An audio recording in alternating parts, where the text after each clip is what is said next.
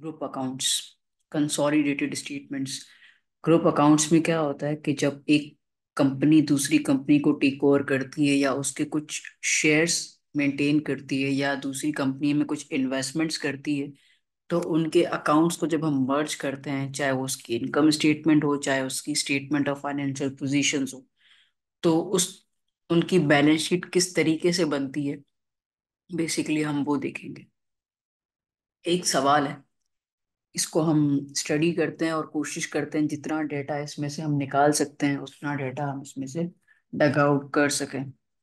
आप भी स्टूडेंट हैं, मैं भी आपकी लेवल का ही एक समझे स्टूडेंट ही हूँ।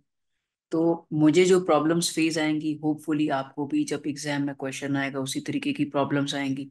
तो कोशिश करिएगा जिस तरीके से मैं टैकल करने की ट्रिक्स लगाता हूँ या टैकल करने की कोशिश करता हूँ, तो आप भी शायद वही टेक्निक इस्तेमाल कर सकते हैं। सही है।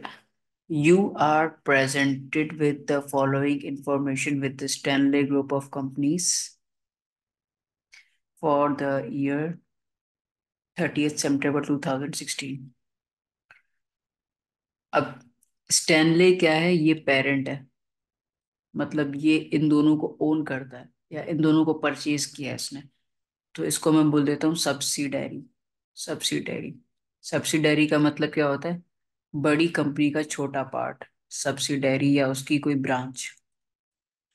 ठीक है। नॉन करंट एसेट्स गिवन है, इन्वेस्टमेंट्स, हाँ। और इसने यहाँ पे बता भी दिया कि shares in group of companies 450 का और 182 का। सही है। और टोटल नॉन करंट एसेट्स इनके नीचे गिवन है। करंट एसेट्स गिवन है, इन्वेंट्री गिवन है, अकाउंट रिसीवेबल्स गिवन है, cash at bank and in hand given है, टोटल एसेट्स गिवन है, current liabilities, trade payables, net assets, equity, called up shares, retained profits. ये सारी चीजें हमें उसने दी हुई है। तो उसकी एडिशनल इंफॉर्मेशन पढ़ते हैं, वो हमें क्या बताता है।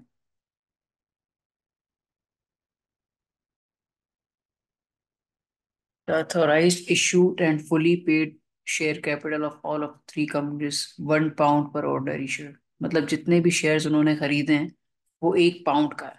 Stanley purchased 320 shares in Lowy Limited when Lowy retained profits were 90,000। अब ये एडजस्टमेंट तो मैंने पढ़ ली, ये किससे रिलेटेड थी? लोव लिमिटेड से। ये एक उसका सब्सिडरी है। और दूसरी एडजस्टमेंट नंबर 3 क्या है? Sunley Sunley purchased 140,000 shares in Right L T D, और which was 130,000 pounds when rights retained profits were 60,000, and the gain from a bargain purchase was recognized immediately in the Sunless profit and loss। मतलब जब उसने purchase किया तो उसको 52,000 का gain हुआ। सही है। During the year September, Lowe had sold goods for 15,000 to right। मतलब एक सब्सिडरी ने दूसरे सब्सिडरी को गुड सेल किए, और जिसकी कॉस्ट क्या थी? 7,000 थी। ठीक है। And right still had the half of these goods, मतलब आधे गुड उसके पास अभी भी पड़े हुए थे, included in the respective trade payables and account receivables. ये जो included in the respective trade accounts payable and trade receivables balance as at 30 सितंबर for the following intercompany debts. Intercompany debts है, ये क्या है? इंटरकंपनी डेट्स है। तो intercompany dates कितने हैं? 20 + 25 £50,000। चाहे कंपनी के अकाउंट रिसीवेबल्स हो, अकाउंट रिसीवेबल्स हो, चाहे अकाउंट्स पेबल्स हो, जब हम कंसोलिडेटेड स्टेटमेंट्स बनाते हैं तो उसमें से आप इंटर कंपनी डेट्स माइनस कर लेते हैं। इंटर कंपनी डेट्स को माइनस कर लेते हैं, देन जो फिगर आती है उसको हम रिकॉर्ड कर देते हैं बैलेंस शीट में। Inter company debts. Prepare Senless Group of Consolidated Statement of Financial Position as at 30th September 2016। ठीक है, अब हमें बैलेंस शीट बनानी है, कंसोलिडेटेड बैलेंस शीट बनानी है। अब पेरेंट कंपनी है, सही है, ठीक है। तो इसके टोटल इंटेंजिबल एसेट्स कितने हैं? इन तीनों को मैं प्लस कर देता हूँ। इसके टोटल इंटेंजिबल एसेट्स हो जाएंगे 745। ठीक है, और इसकी टोटल इन्वेंट्री कितनी हो जाएगी, दिस एंड दिस, ये हो जाएगी 3070।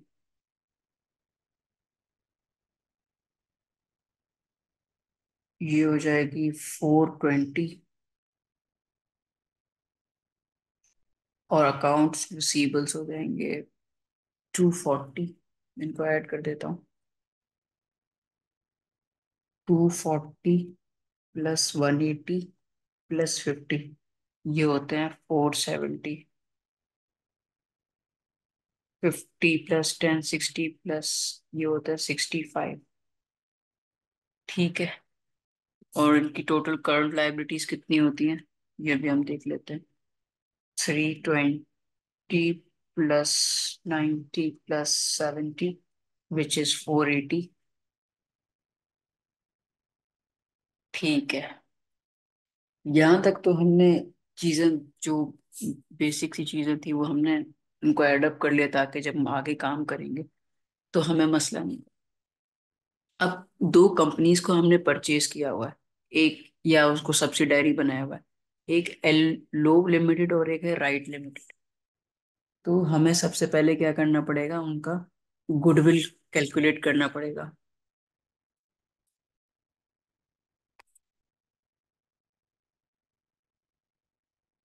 Goodwill calculation, goodwill calculation. ठीक है, छोटा सा टी अकाउंट बना लेता हूँ, क्रेडिट साइड। लो एलटीडी बेसिकली मेरा एसेट में शो हो रहा है, नॉन करंट एसेट में शो हो रहा है। तो इसका मतलब क्या, उसको मुझे एसेट की तरह ट्रीट करना पड़ेगा। लो एलटीडी में मैंने कितना इन्वेस्ट किया है, 450,000। इसमें मैंने इन्वेस्ट किया है 450,000। कितना इन्वेस्ट किया है, 450,000। और ये इन्वेस्टमेंट का रेशो क्या है, ये उसने मुझे एक एडजस्टमेंट में बताया हुआ था। Sunley purchase 320 shares in Low Limited, 320 shares purchase किए। और एक शेयर कितने का है, 1 पाउंड का। इसका मतलब क्या है, ये कितना हो गया, 320। असल में ये थाउजेंड्स में वैल्यू है, तो ये 3 जीरो हम ऐड कर लेंगे। इसने परचेज किया शेयर कैपिटल, शेयर कैपिटल 320 का परचेज किया।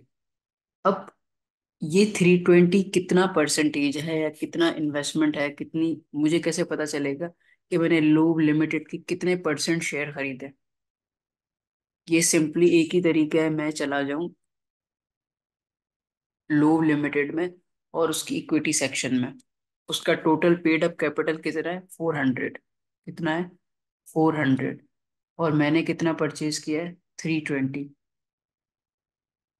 320 divided by 400,000।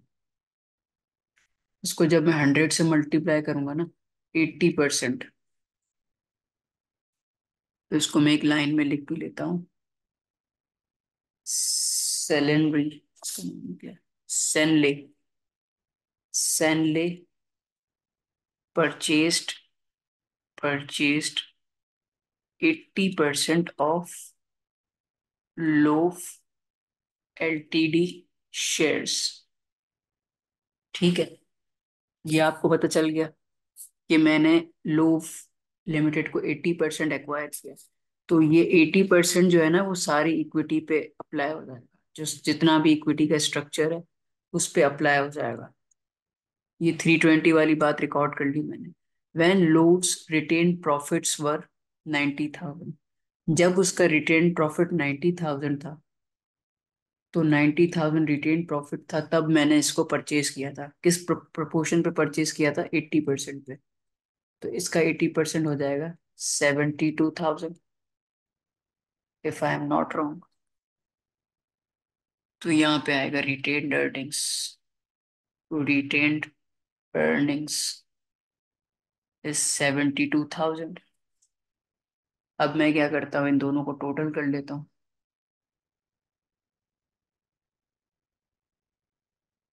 Which ever side is heavier? Debit वाली 450 है, मुझे ज्यादा लग रही है। तो ये बन रही है 392। 392, तो मतलब ये कम है। 392 माइनस 450, 450 माइनस 390, तो यहाँ पे आ रहा है 58। 58 क्या है? एक्चुअली में मैंने इन्वेस्ट 450 किया है, बट जो इन्वेस्टमेंट मैंने करी है उसकी वैल्यू क्या आ रही है? 392 आ रही है। तो इसका मतलब क्या है? ये गुडविल अमाउंट है। गुडविल है। क्या ये पॉजिटिव गुडविल है या नेगेटिव गुडविल है? ये पॉजिटिव गुडविल है।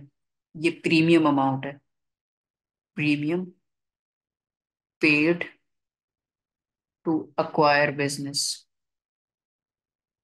प्रीमियम मतलब क्या होता है? अबव मार्केट वैल्यू आप पेमेंट करते हो। तो हमारी फर्म वन से तो गुडविल आ गई, वो है 58,000। अब फर्म टू से कितनी गुडविल आती है, उसके लिए भी मैं छोटा सा अकाउंट बना लेता हूँ।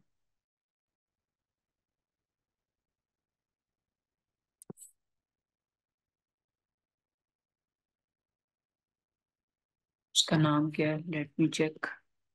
उसका नाम है राइट। राइट। राइट।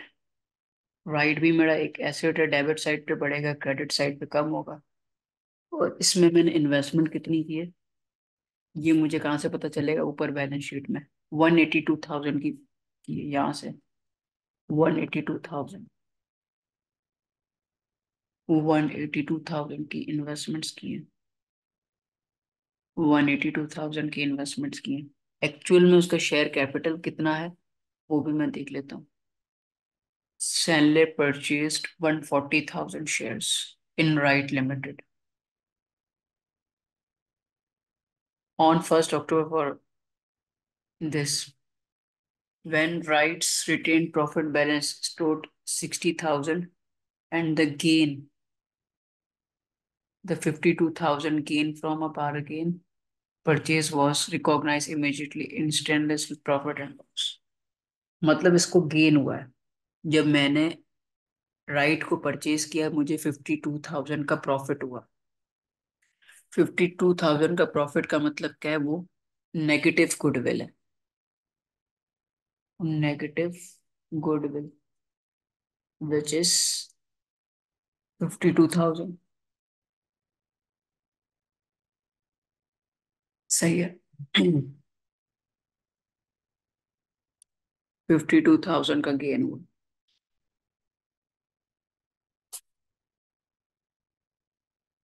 182।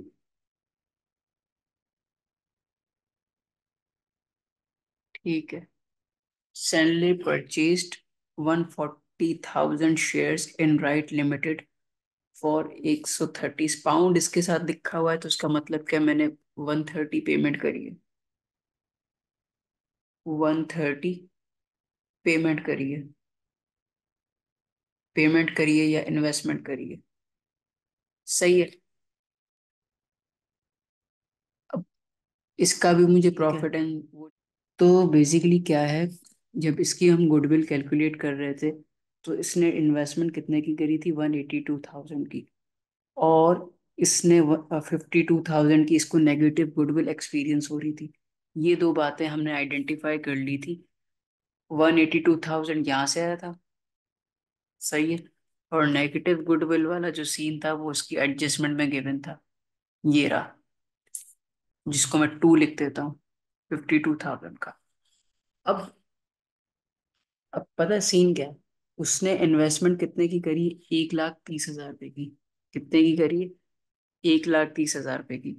वो तो मैंने एज इट इज रिकॉर्ड कर दिए। ठीक है। बट उसको शेयर्स कितने मिले? 140,000। उसने 130,000 का पेमेंट करा, बट उसको शेयर्स कितने मिले? 140। तो इसका भी हम कैलकुलेट कर लेते हैं। 140 उसकी इन्वेस्टमेंट थी, और उसका टोटल कैपिटल कितना था? 200। इसको 100 से मल्टीप्लाई किया तो ये हमारे पास आ रहा है 70%। तो ये चीज मैं यहाँ पे भी लिख देता हूँ।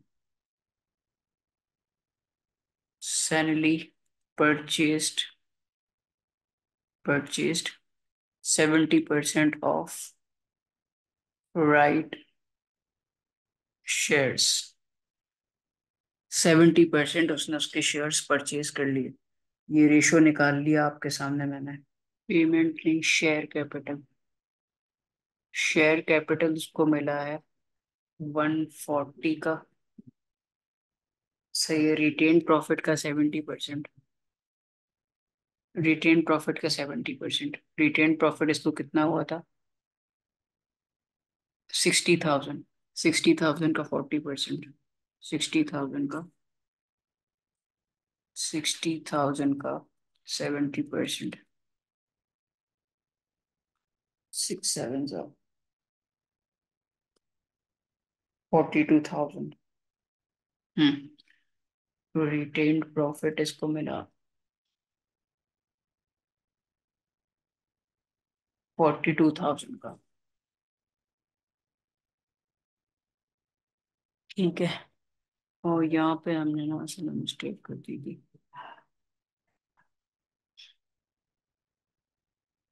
इसने इन्वेस्टमेंट करी थी 130,000 की। अब ये हो रहा है 182,000। ठीक है। तो ये नेगेटिव गुडविल उसने ऑलरेडी हमें क्वेश्चन में दे दी, कि जो डी राइट था उसमें हमने इन्वेस्टमेंट कितने की करी थी? 130,000। बट उसके अगेंस्ट हमें शेयर कैपिटल कितने का मिला था? 140 का। ठीक है। और हमने इसका 70% रिटेन प्रॉफिट्स को भी कवर किया होगा। जिस प्रोपोर्शन से हम शेयर्स को कैप्चर करेंगे या टेक ओवर करेंगे, उसी प्रोपोर्शन से, चाहे रिटेन प्रॉफिट्स हो या दूसरे इक्विटी के पार्ट्स हो, उसको हम उसी प्रोपोर्शन से हम टेक ओवर करेंगे। तो ये तो नेगेटिव गुडविल है। अब नेगेटिव गुडविल तो हम हमारा फायदा होती है, तो वो हम वहां पे रिकॉर्ड नहीं करेंगे। ठीक है, ये हो गया, गुडविल कैलकुलेट हो गई। नेट एसेट्स वगैरह हम देख लेते हैं। अब हम बनाते हैं consolidated consolidated consolidated consolidated statement statement of financial position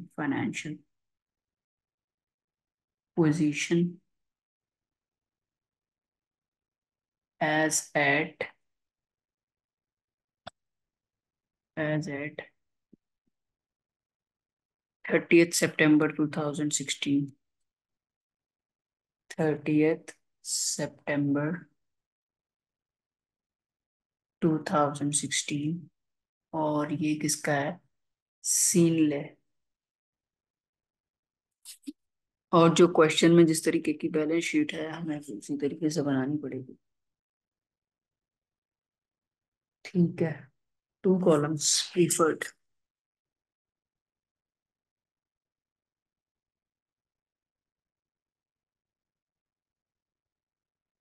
पहली हमारी चीज क्या आती है? Non current assets. Non current non current assets. Non current assets आ गए। पहले आते हैं intangible assets. Intangible assets.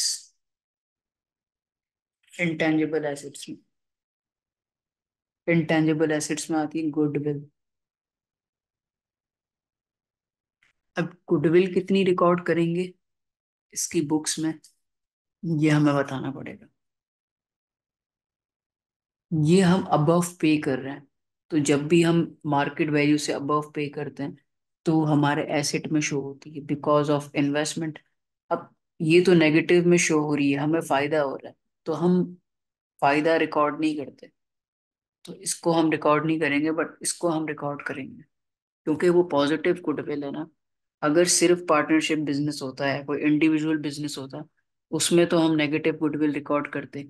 But ये कंसोलिडेटेड स्टेटमेंट है, ग्रुप अकाउंट्स है, तो उसमें हम नलिफाई कर देते हैं क्योंकि इसकी जो एडजस्टमेंट है वो लेटर पार्ट से इन्वेस्टमेंट में वो हमें चीज कम शो होगी, लेकिन हमारे जो शेयर होंगे वो तो 140 से ही शो होंगे।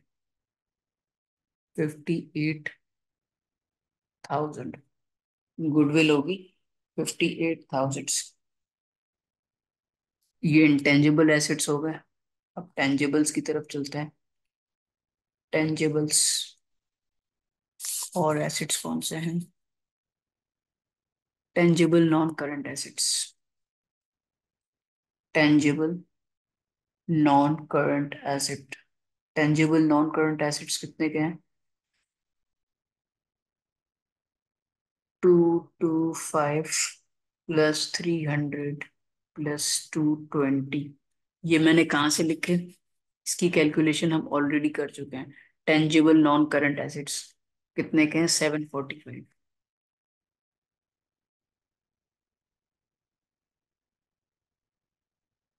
745,000 इसको हम टोटल कर लेंगे। Total non current assets, total non current assets will be 58 +745।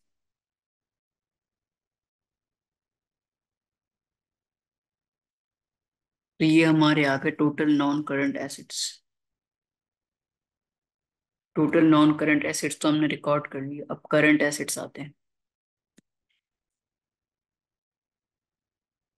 अब रिकॉर्ड करने current assets. Current assets, current assets में हमारे पास क्या क्या है? इन्वेंट्री है,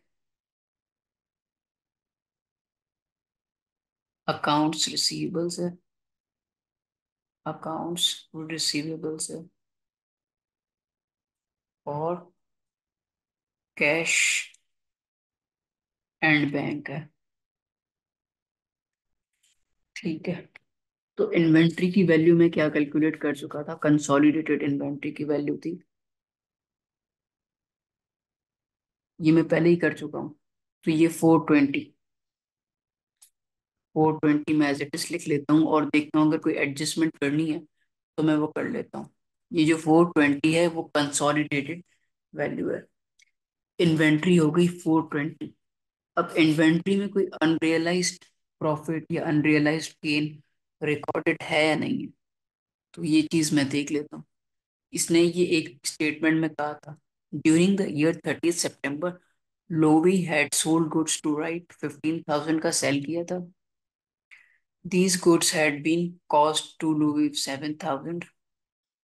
ठीक है, उसको सेल कर दिया था। Wright still had a half of these good. मतलब हमने तीनों, दो सब्सिडरी और एक पेरेंट की जो इन्वेंट्री थी ना वो कंबाइन करके नीचे रिकॉर्ड कर दी। अब इसमें से हमें अनरियलाइज्ड पार्ट निकालना है। अनरियलाइज्ड पार्ट कैसे निकालेंगे? इसकी मैं छोटी वर्किंग यहाँ कर लेता हूँ। 15,000 की मैंने इन्वेंट्री सेल करी जिसकी कॉस्ट थी 7,000, तो उसका प्रॉफिट कितना था? 8,000। 8,000 प्रॉफिट था, हाँ कि ना? हाँ। अब इसने क्या बोला? Right still had a half of this good in inventory as at 30 सितंबर। मतलब मैंने टोटल इन्वेंट्री की सेलिंग प्राइस में से उसकी कॉस्ट प्राइस माइनस कर ली। तो ये जो 8,000 प्रॉफिट है ना, उसमें से आधा मुझे मिल चुका है, आधा मुझे मिला नहीं है। तो जो मुझे मिला नहीं है उसको मैं सब्ट्रैक्ट कर लूंगा, डिवाइडेड बाय 2, विच इज 4,000। क्योंकि जो हमारा अनरियलाइज्ड गेन होता है उसको हम रिकॉर्ड नहीं करते, तो हम यहाँ पे 4,000 को लेस कर लेंगे। तो ये हमारी अमाउंट बढ़ जाएगी 4,16,000। 4,16,000। अकाउंट रिसीवल्स कितने हैं, अब ये भी देख लेते हैं। अकाउंट रिसीवल्स हैं 240 प्लस 180 प्लस 50, ये हैं 470 के। 470 के अकाउंट रिसीवल्स ये आ गए।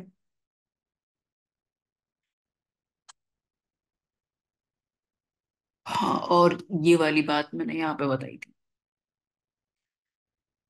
कि अकाउंट रिसीवल्स हो या अकाउंट्स पेबल हो, उसमें से हम क्या करते हैं, इंटर कंपनी डेट्स को सब्ट्रैक्ट कर लेते हैं। तो इंटर कंपनी के डेट्स कितने हैं, 5 प्लस 20 प्लस 25, 470,000। 470,000, 470 -50, तो ये बन जाएगा 420। तो ये बन जाएगा 420,000। और बैंक कितना है, 65,000। Cash at bank and in hand 50 + 10 + 5, 65,000। और इसकी मुझे कोई एंट्री या एडजस्टमेंट याद नहीं आ रही, और थी भी नहीं। 65,000, इसको मैं अगर टोटल करूंगा तो मेरे पास आ जाएगा 36,000। 8,36,000, 8,36,000, 836 + 65, 901, 9,01,000। ये हो गए करंट एसेट्स। इन दोनों को ऐड कर दूंगा तो मेरे पास आ जाएंगे टोटल एसेट्स। टोटल एसेट्स कितने आ गए मेरे पास, 1704, 1704,000। ये टोटल एसेट्स आ गए मेरे पास। अब मैं क्या करता हूँ, लेस लाइबिलिटीज। लाइबिलिटीज, लाइबिलिटीज तो कुछ खास है नहीं, ओनली अकाउंट्स पेबल है। अकाउंट्स पेबल, इसकी भी एडजस्टमेंट थी, मुझे याद थी। ये रही। इंटर कंपनी डेट्स कितने, 50,000। और टोटल अकाउंट्स पेबल कितने हैं, 480,000। ये रहे 320 + 90 + 70, 480,000 -50, 480 - 50, विच इज 430,000। लेस लाइबिलिटीज करेंगे तो नेट एसेट्स आ जाएंगे। नेट एसेट्स आ जाएंगे। तो नेट एसेट्स कितने आ रहे हैं,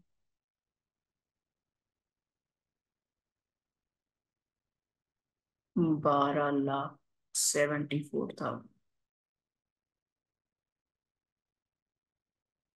ये नेट एसेट्स मेरे पास आ गए। अब जो मेरी इक्विटी की वैल्यू है ना, वो भी इतनी ही आनी चाहिए।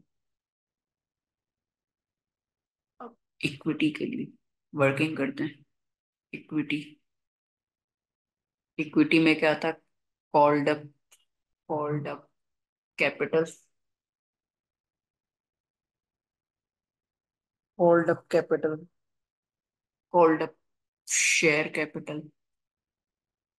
अब यहाँ पे शेयर कैपिटल तीनों का लिखेंगे या एक फर्म का लिखेंगे, ये सोचने वाली बात है। और क्या था इसका, रिटेन्ड प्रॉफिट्स था, रिटेन्ड रिटेन्ड प्रॉफिट्स था। इक्विटी हमेशा पेरेंट की लिखी जाती है। तो कॉल्ड अप शेयर कैपिटल कितना था, 800 था, मतलब 8 लाख। तो 8 लाख में एज इट इज लिख देता हूँ।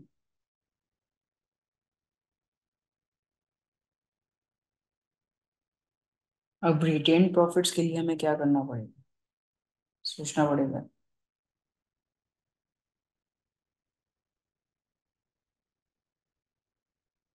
रिटेन्स प्रॉफिट की मैं थोड़ी सी वर्किंग कर लेता हूँ। रिटेन्ड प्रॉफिट्स, ओपनिंग रिटेन्ड कितना था, ओपनिंग रिटेन्ड जो पेरेंट का था ओपनिंग रिटेन प्रॉफिट पेरेंट का था 252,000। तो 252,000 एज इट इज मैं लिख देता हूँ। 252,000। और एक था राइट, और एक था हमारा लोफ।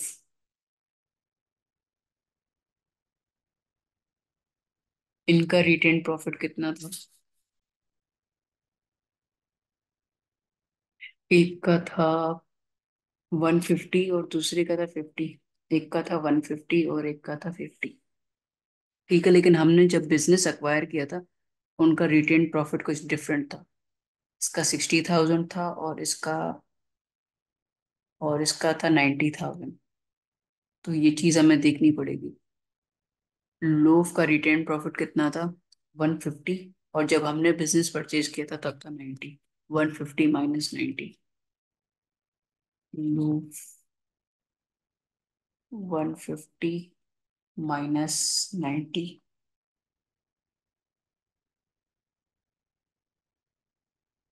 150 minus 90 into 70%।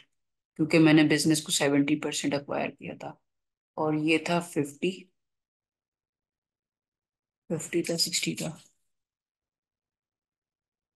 50 था इसका बिजनेस का प्रॉफिट।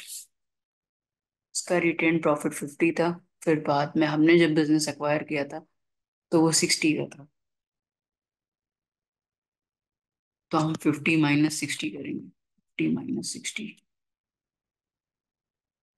और वर्किंग बहुत ज्यादा नहीं चलेगी। 50 माइनस 60 इंटू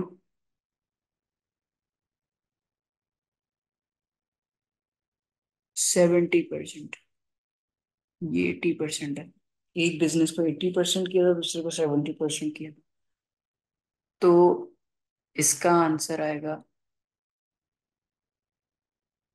48,000। इसका आएगा 7,000 नेगेटिव का। तो अल्टीमेटली इसका जो नेट प्रॉफिट बन रहा है ना, ये जो नेट वो बन रहा है 293 बन रहा है। 293 रिटेन प्रॉफिट। Retained profit. एक एडजस्टमेंट हमने और की थी। अनरियलाइज्ड गेन को सब्ट्रैक्ट किया था। अनरियलाइज्ड गेन कितना था? 4,000 का था ये वाला।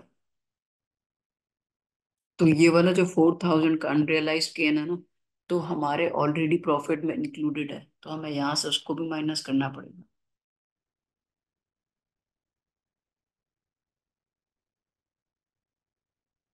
Less profit in inventory.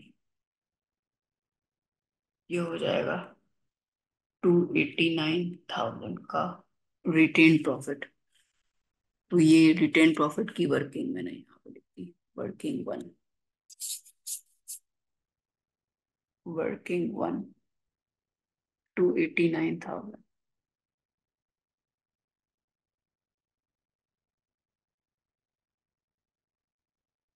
तो ये बन जाएगा 10,89,000।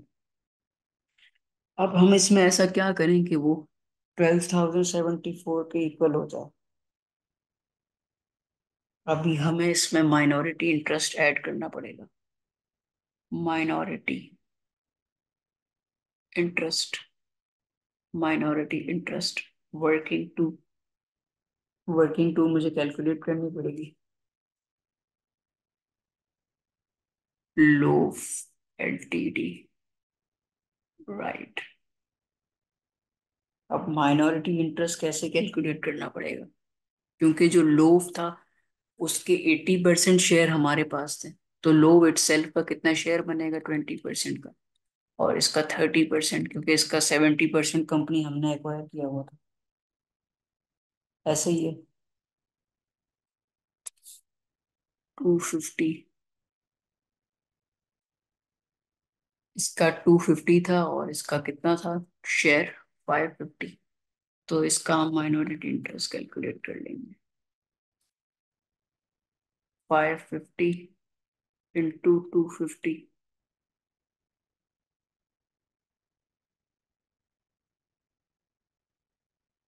1,10,000, and this is equals to 75,000. 75,000, तो इसको हम मिलाएंगे 185,000, तो मतलब ये हो जाएगा 185,000, 185,000, और इसको टोटल करेंगे तो हमारे पास आ जाएगा 1,274,000। ये क्या है, हमारी इक्विटी है। अब ये प्रॉब्लमेटिक हो सकता है कि हमने ये जो 185,000 इसमें दोबारा ऐड क्यों किया, क्योंकि हमने जिस कंपनी को अक्वायर किया है ना, या जिन सब्सिडरीज को परचेज करा है, उनकी एसेट्स की जो वैल्यू है ना, उनको पूरा लिया है, या जो उनकी लाइबिलिटीज है उनको पूरा कंसीडर किया। ठीक है। तो उस इफेक्ट को बैलेंस आउट करने के लिए जो हमारी सब्सिडरीज का जो कैपिटल का स्ट्रक्चर होता है ना, छोटा सा, वो भी हमें अपनी बैलेंस शीट में दिखाना होता है, ताकि हमारी बैलेंस शीट बैलेंस हो जाए, जिसको हम कहते हैं माइनॉरिटी इंटरेस्ट या स्मॉलर परसेंटेज ऑफ शेयर। तो आई गेस ये सवाल आपको समझ में आ गया होगा। हमने सवाल को रीड किया था ग्रुप अकाउंट्स, जैसे इंटर कंपनी डीलिंग्स हमने देख ली, कैसे वो अपने इंटर कंपनी लोन्स को सब्ट्रैक्ट करते हैं अकाउंट्स पेबल में से, अकाउंट रिसीवेबल से, और इन्वेंट्री में से कैसे अनरियलाइज प्रॉफिट को हमने निकाला।